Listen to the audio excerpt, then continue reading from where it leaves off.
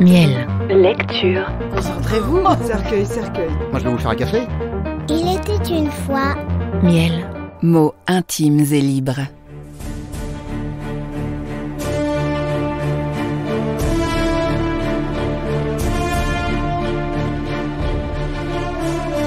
Le comte de Monte Cristo. Lu par Martin Amick. Chapitre 5. Le repas des fiançailles.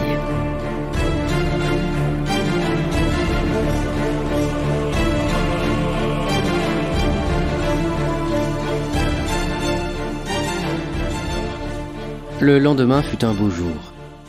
Le soleil se leva pur et brillant, et les premiers rayons d'un rouge pourpre diaprèrent de leur rubis les pointes écumeuses des vagues. Le repas avait été préparé au premier étage de cette même réserve, avec la tonnelle de laquelle nous avons déjà fait connaissance. C'était une grande salle éclairée par 5 ou 6 fenêtres, au-dessus de chacune desquelles, explique le phénomène qui pourra, était écrit le nom d'une des grandes villes de France. Une balustrade en bois, comme le reste du bâtiment, régnait tout le long de ces fenêtres. Quoique le repas ne fût indiqué que pour midi, dès 11 heures du matin, cette balustrade était chargée de promeneurs impatients. C'étaient les marins privilégiés du Pharaon et quelques soldats amis de Dantès. Tous avaient, pour faire honneur aux fiancés, fait voir le jour à leur plus belle toilette. Le bruit circulait parmi les futurs convives que les armateurs du Pharaon devaient honorer de leur présence le repas de noces de leur second. Mais c'était de leur part un si grand honneur accordé à Dantès que personne n'osait encore y croire. Cependant, Danglars, en arrivant avec Caderousse, confirma à son tour cette nouvelle. Il avait vu le matin M. Morel lui-même, et M. Morel lui avait dit qu'il viendrait dîner à la réserve. En effet, un instant après eux, M. Morel fit à son tour son entrée dans la chambre et fut salué par les matelots du Pharaon d'un hurrah unanime d'applaudissements. La présence de l'armateur était pour eux la confirmation du bruit qui courait déjà que Dantès serait nommé capitaine. Et comme Dantès était fort aimé à bord, ces braves gens remerciaient ainsi l'armateur de ce qu'une fois par hasard, son choix était en harmonie avec leurs désirs. À peine M. Morel fut-il entré, qu'on dépêcha unanimement Danglars et Caderousse vers le fiancé. Ils avaient mission de le prévenir de l'arrivée du personnage important dont la vue avait produit une si vive sensation et de lui dire de se hâter. Danglars et Caderousse partirent tout courant.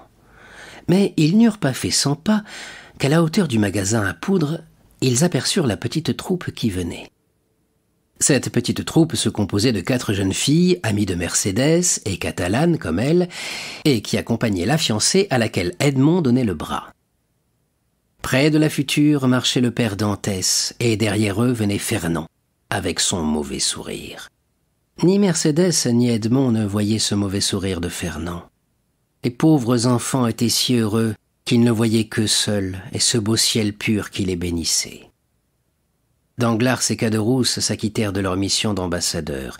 Puis, après avoir échangé une poignée de main bien vigoureuse et bien amicale avec Edmond, ils allèrent, Danglars prendre place près de Fernand, Caderousse se ranger aux côtés du père Dantès, centre de l'attention générale.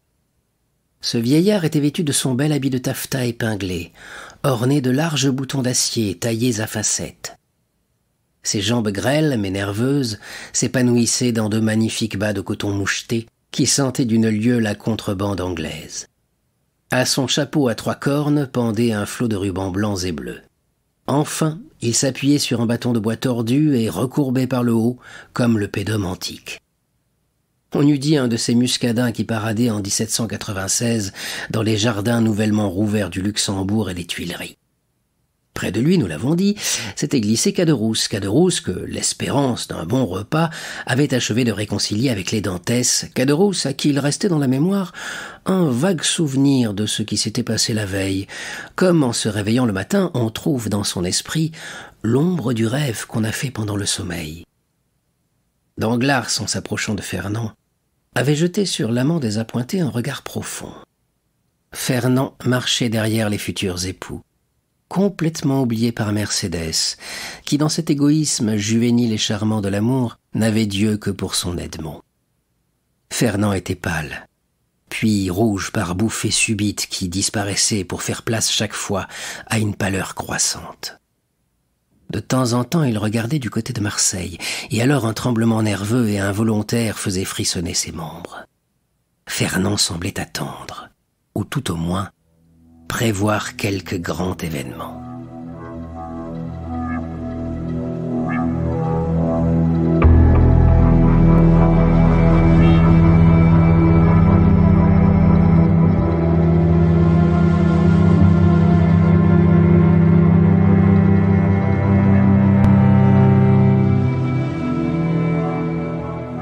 Dantès était simplement vêtu. Appartenant à la marine marchande, il avait un habit qui tenait le milieu entre l'uniforme militaire et le costume civil.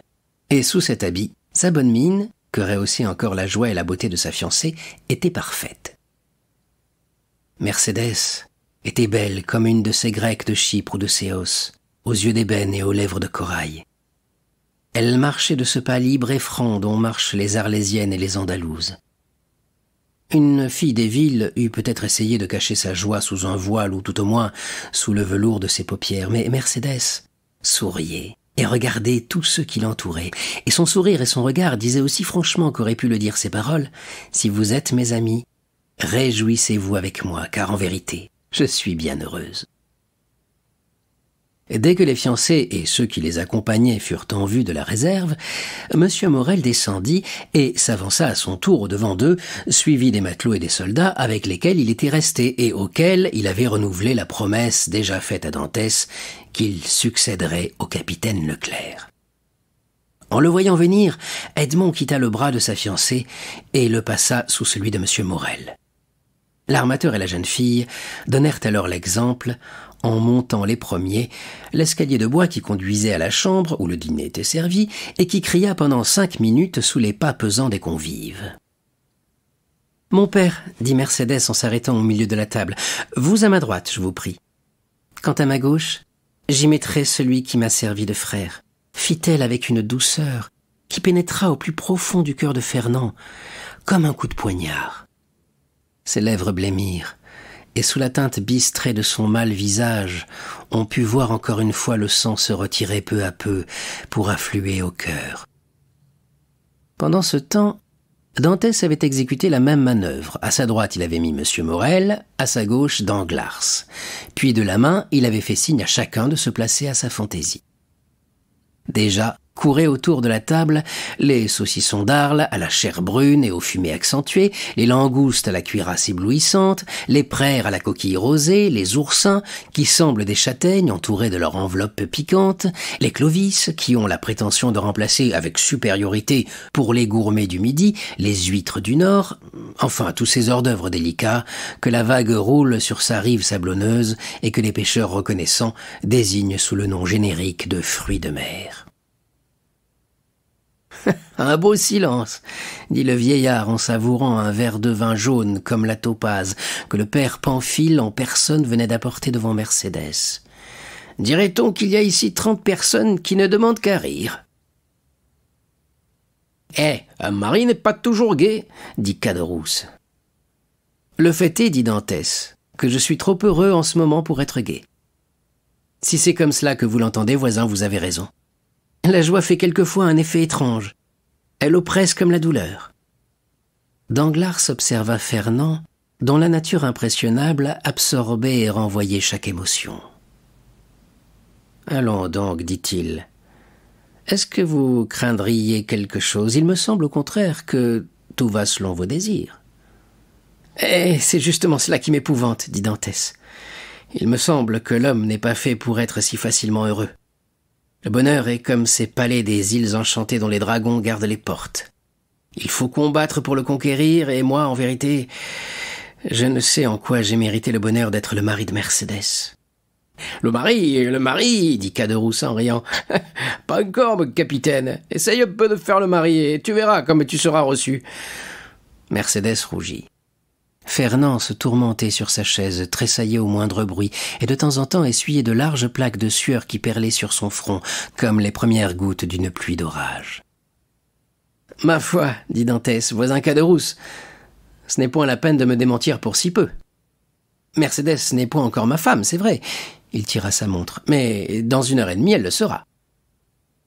Chacun poussa un cri de surprise à l'exception du père Dantès, dont le large sourire montra les dents encore belles. Mercedes sourit et ne rougit plus. Fernand saisit convulsivement le manche de son couteau. « Dans 1 heure ?» dit Danglars, pâlissant lui-même. « Et comment cela ?»« Oui, mes amis, » répondit Dantès. « Grâce au crédit de M. Morel, l'homme après mon père auquel je dois le plus au monde, toutes les difficultés sont aplanies.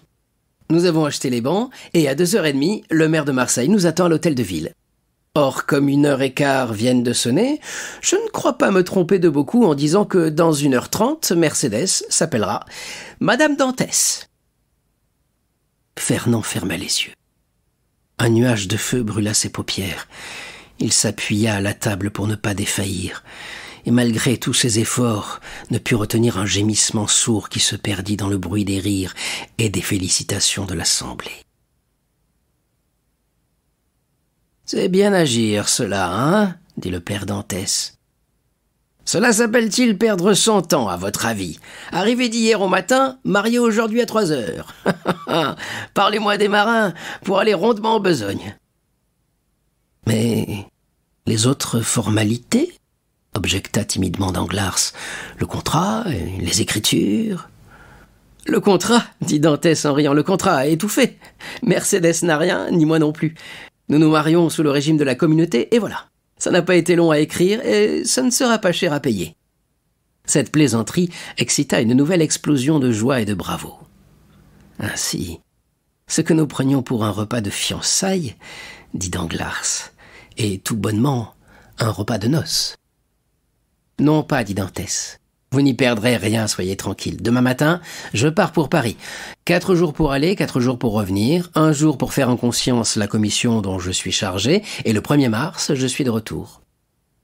Au 2 mars, donc, le véritable repas de noces. » Cette perspective d'un nouveau festin redoubla l'hilarité au point que le père Dantès, qui au commencement du dîner se plaignait du silence, faisait maintenant, au milieu de la conversation générale, de vains efforts pour placer son vœu de prospérité en faveur des futurs époux. Dantès devina la pensée de son père et y répondit par un sourire plein d'amour. Mercedes commença de regarder l'heure au coucou de la salle et fit un petit signe à Edmond. Il y avait autour de la table cette hilarité bruyante et cette liberté individuelle qui accompagne chez les gens de condition inférieure la fin des repas. Ceux qui étaient mécontents de leur place s'étaient levés de table et avaient été chercher d'autres voisins. Tout le monde commençait à parler à la fois, et personne ne s'occupait de répondre à ce que son interlocuteur lui disait, mais seulement à ses propres pensées. La pâleur de Fernand était presque passée sur les joues de Danglars. Quant à Fernand lui-même, il ne vivait plus et semblait un damné dans le lac de feu. Un des premiers, il s'était levé et se promenait de long en large dans la salle, essayant d'isoler son oreille du bruit des chansons et du choc des verres. Caderousse s'approcha de lui au moment où Danglars, qu'il semblait fuir, venait de le rejoindre dans un angle de la salle. « En vérité, dit Caderousse, à qui les bonnes façons de Dantès, et surtout le bon vin du père Pamphile, avaient enlevé tous les restes de la haine dont le bonheur inattendu de Dantès avait jeté les germes dans son âme. En vérité, Dantès est un gentil garçon. Et quand je le vois, assis près de sa fiancée, je me dis que c'eût été dommage de lui faire la mauvaise plaisanterie que vous completiez hier. » « Aussi, dit Danglars, tu as vu que la chose n'a pas eu de suite. Ce pauvre monsieur Fernand était si bouleversé qu'il m'a fait de la peine d'abord, mais du moment qu'il en a pris son parti, au point de s'être fait le premier garçon de noces de son rival, il n'y a plus rien à dire. » Caderousse regarda Fernand, il était livide. « Le sacrifice est d'autant plus grand, continua Danglars, qu'en vérité la fille est belle. Peste, l'heureux coquin que mon futur capitaine. Je voudrais m'appeler Dantès, 12 heures seulement. »« Partons-nous » demanda la douce voix de Mercedes. « Voici 2 heures qui sonnent, et l'on nous attend à 2h15. » Oui, oui, partons, dit Dantès en se levant vivement. Partons, répétèrent en chœur tous les convives. Au même instant, Danglars, qui ne perdait pas de vue Fernand, assis sur le rebord de la fenêtre, le vit ouvrir des yeux hagards, se lever comme par un mouvement convulsif et retomber assis sur l'appui de cette croisée. Presque au même instant, un bruit sourd retentit dans l'escalier, le retentissement d'un pas pesant, une rumeur confuse de voix mêlée à un cliquetis d'armes couvrirent les exclamations des convives, si bruyantes qu'elles fussent, et attirèrent l'attention générale, qui se manifesta à l'instant même par un silence inquiet. Le bruit s'approcha. 3 coups retentirent dans le panneau de la porte.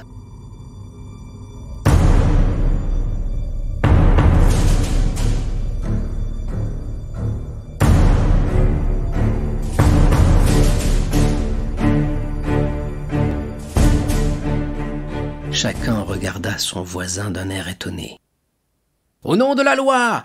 cria une voix vibrante, à laquelle aucune voix ne répondit. Aussitôt la porte s'ouvrit, et un commissaire, ceint de son écharpe, entra dans la salle, suivi de 4 soldats armés, conduits par un caporal.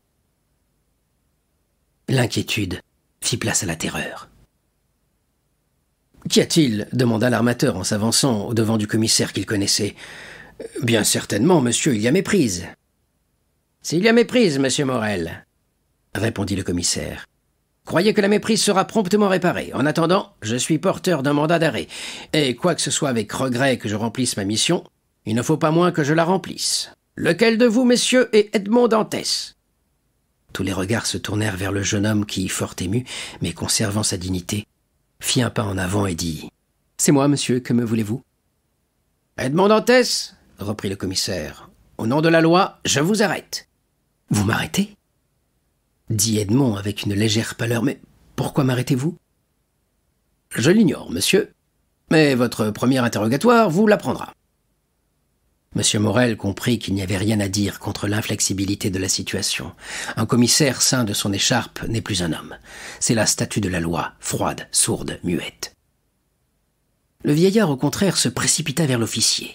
Il y a des choses que le cœur d'un père ou d'une mère ne comprendra jamais. Il pria et supplia. Larmes et prières ne pouvaient rien.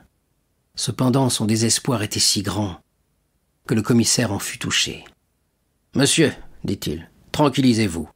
Peut-être votre fils a-t-il négligé quelques formalités de douane ou de santé, et, selon toute probabilité, lorsqu'on aura reçu de lui les renseignements qu'on désire en tirer, il sera remis en liberté. » « Ah, ça, qu'est-ce que cela signifie ?» demanda en fronçant le sourcil Caderousse à Danglars, qui jouait la surprise. « Le sais-je, moi, dit Danglars, je suis comme toi. Je vois ce qui se passe, je n'y comprends rien, et je reste confondu. » Caderousse chercha des yeux Fernand. Il avait disparu. Toute la scène de la veille se représenta alors à son esprit avec une effrayante lucidité. On eût dit que la catastrophe venait de tirer le voile que l'ivresse de la veille avait jeté entre lui et sa mémoire. « Oh !» dit-il d'une voix rauque. « Serait-ce la suite de la plaisanterie dont vous parliez hier, Danglars ? En ce cas, malheur à celui qui l'aura faite, car elle est bien triste. »« Pas du tout !» s'écria Danglars. « Tu sais bien, au contraire, que j'ai déchiré le papier. »« Tu ne l'as pas déchiré, » dit Caderousse. « Tu l'as jeté dans un coin, voilà tout. » « Tais-toi, tu n'as rien vu, tu étais ivre. »« Où est Fernand ?» demanda Caderousse. « Le sais-je, moi, » répondit Danglars. « À ses affaires, probablement. Mais au lieu de nous occuper de cela, allons donc porter du secours à ces pauvres affligés. » En effet, pendant cette conversation, Dantès avait, en souriant, serré la main à tous ses amis et s'était constitué prisonnier en disant « Soyez tranquille, l'erreur va s'expliquer, et probablement que je n'irai même pas jusqu'à la prison. »« Oh, bien certainement, j'en répondrai, » dit Danglars, qui en ce moment s'approchait, comme nous l'avons dit, du groupe principal. Dantès descendit l'escalier, précédé du commissaire de police et entouré par les soldats. Une voiture, dont la portière était toute ouverte, attendait à la porte. Il y monta. 2 soldats et le commissaire montèrent après lui, la portière se referma, et la voiture reprit le chemin de Marseille. « Adieu, Dantès! Adieu, Edmond !» s'écria Mercédès en s'élançant sur la balustrade. Le prisonnier entendit ce dernier cri, sorti comme un sanglot du cœur déchiré de sa fiancée. Il passa la tête par la portière et cria « Au revoir, Mercédès !» et disparut à l'un des angles du fort Saint-Nicolas. « Attendez-moi ici, dit l'armateur. Je prends la première voiture que je rencontre, je cours à Marseille et je vous rapporte des nouvelles. »« Allez !» crièrent toutes les voix. « Allez ! Et revenez bien vite !» Il y eut après ce double départ un moment de stupeur terrible parmi tous ceux qui étaient restés. Le vieillard et Mercédès restèrent quelque temps isolés, chacun dans sa propre douleur. Mais enfin leurs yeux se rencontrèrent. Ils se reconnurent comme deux victimes frappées du même coup et se jetèrent dans les bras l'un de l'autre. Pendant ce temps, Fernand rentra, se versa un verre d'eau qu'il but et alla s'asseoir sur une chaise. Le hasard fit que ce fut sur une chaise voisine que vint tomber Mercédès en sortant des bras du vieillard. Fernand, par un mouvement instinctif, recula sa chaise. « C'est lui », dit à Danglars Caderousse, qui n'avait pas perdu de vue le Catalan. « Je ne crois pas », répondit Danglars. « Il était trop bête. En tout cas, que le coup retombe sur celui qui l'a fait. » « Tu ne me parles pas de celui qui l'a conseillé, » dit Caderousse. « Ah, ma foi, dit Danglars, si l'on était responsable de tout ce que l'on dit en l'air... » « Oui, lorsque ce que l'on dit en l'air retombe par la pointe. » Pendant ce temps, les groupes commentaient l'arrestation de toutes les manières. « Et vous, Danglars, dit une voix, que pensez-vous de cet événement ?»« Moi, dit Danglars, je crois qu'il aura rapporté quelques ballots de marchandises prohibées. » « Mais si cela était vrai, vous devriez le savoir, Danglars. Vous qui étiez agent comptable. » « Oui, c'est vrai, mais l'agent comptable ne connaît que les colis qu'on lui déclare. Je sais que nous sommes chargés de coton, voilà tout. Que nous avons pris le chargement à Alexandrie, chez M. Pastret, et à Smyrne, chez M. Pascal. Ne m'en demandez pas davantage. »« Oh, je me rappelle maintenant, » murmura le pauvre père, se rattachant à ce débris, « qu'il m'a dit hier qu'il avait pour moi une caisse de café et une caisse de tabac. »« Voyez-vous, dit Danglars, c'est cela. En notre absence, la douane aura fait une visite à bord du Pharaon et elle aura découvert le poteau rose. » Mercédès ne croyait point à tout cela, car, comprimée jusqu'à ce moment, sa douleur éclata tout à coup en sanglots. « Allons, allons, espoir, » dit sans trop savoir ce qu'il disait le père Dantès. « Espoir, » répéta Danglars. « Espoir », essaya de murmurer Fernand, mais ce mot l'étouffait, ses lèvres s'agitèrent, aucun son ne sortit de sa bouche. « Messieurs » cria un des convives restés en vedette sur la balustrade. « Messieurs, une voiture. Ah, c'est Monsieur Morel. Courage, courage, sans doute qu'il nous rapporte de bonnes nouvelles. »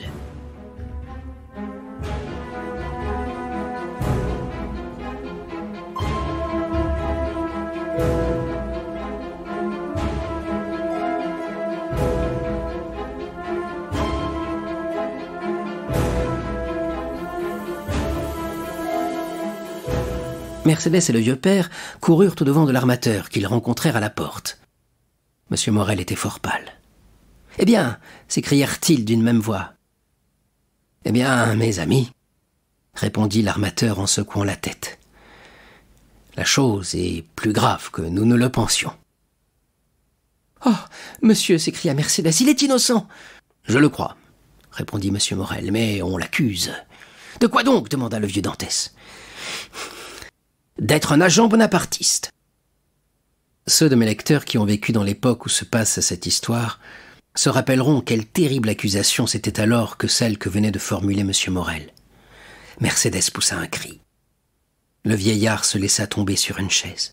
« Ah » murmura Caderousse, « vous m'avez trompé, Danglars, et la plaisanterie a été faite. Mais je ne veux pas laisser mourir de douleur ce vieillard et cette jeune fille, et je vais tout leur dire. » « Tais-toi, malheureux !» s'écria Danglars en saisissant la main de Caderousse. « Ou je ne réponds pas de toi-même. Qui te dit que Dantès n'est pas véritablement coupable ?» Le bâtiment a touché à l'île d'Elbe. Il y est descendu. Il est resté tout un jour à Porto Ferraccio.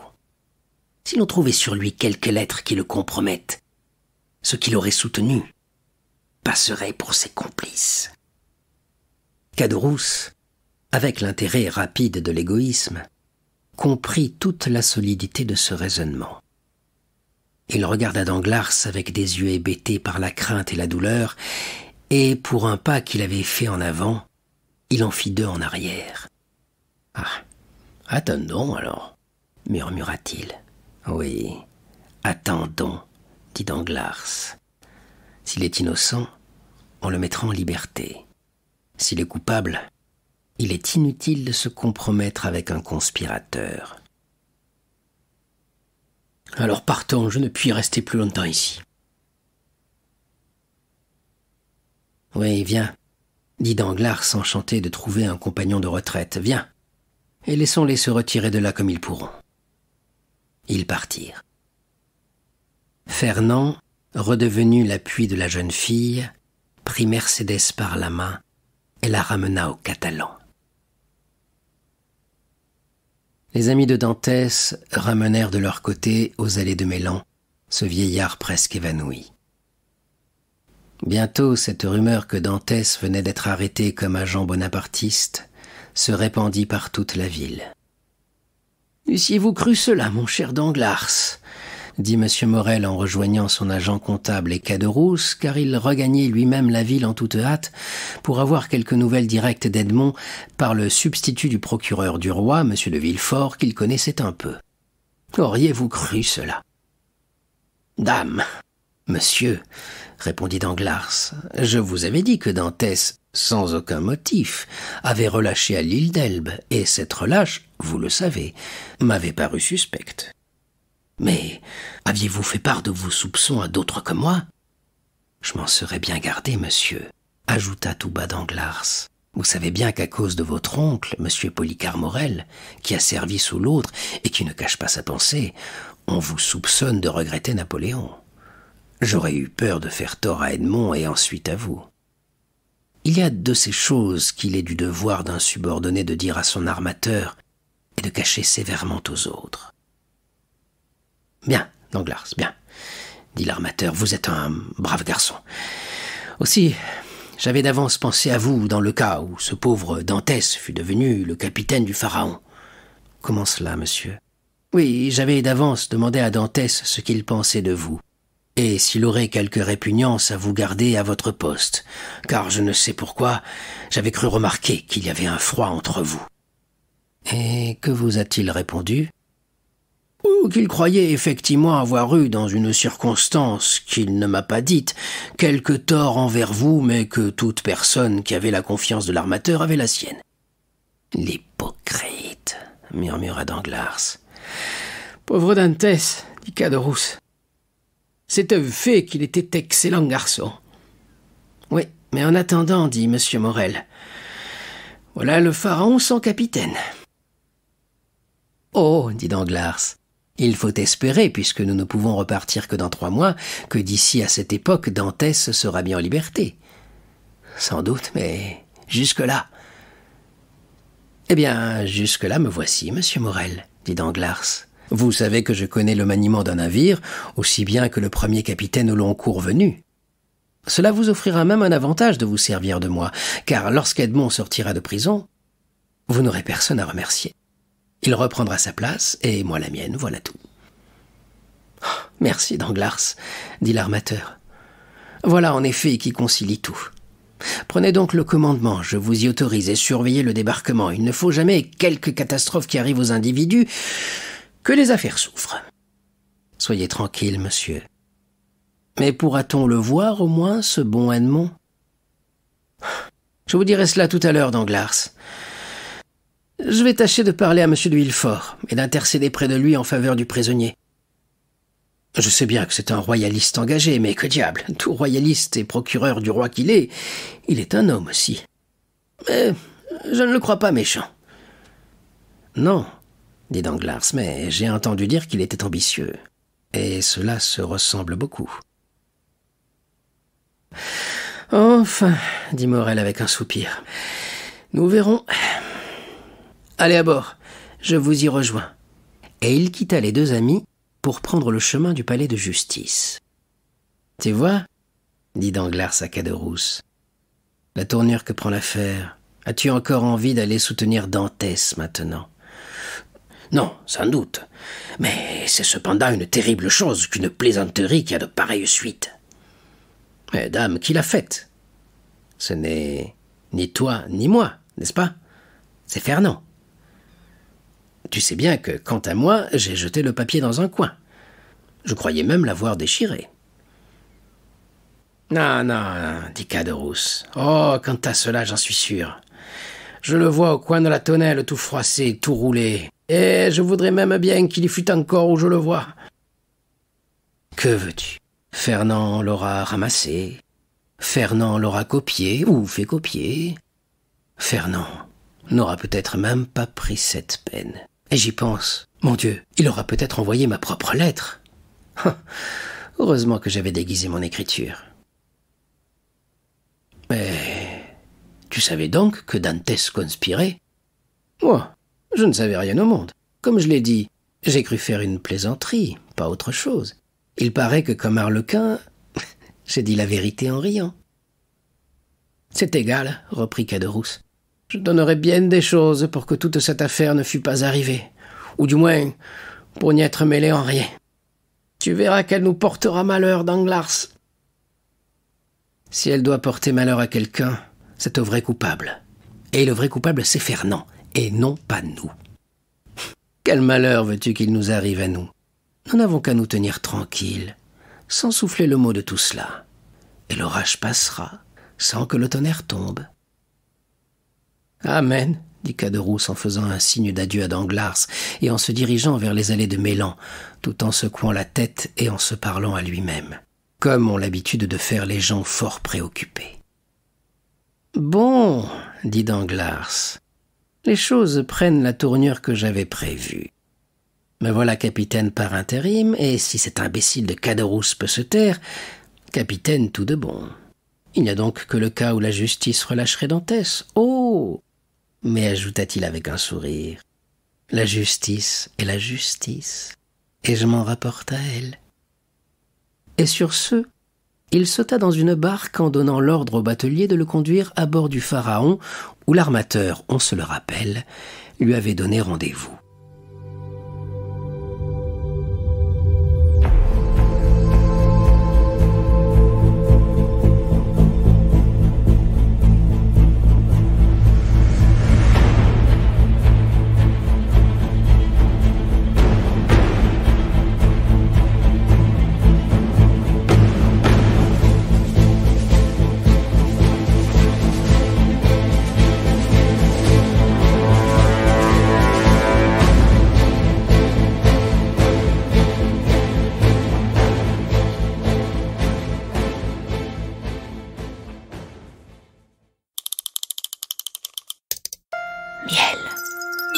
Mots intimes et libres.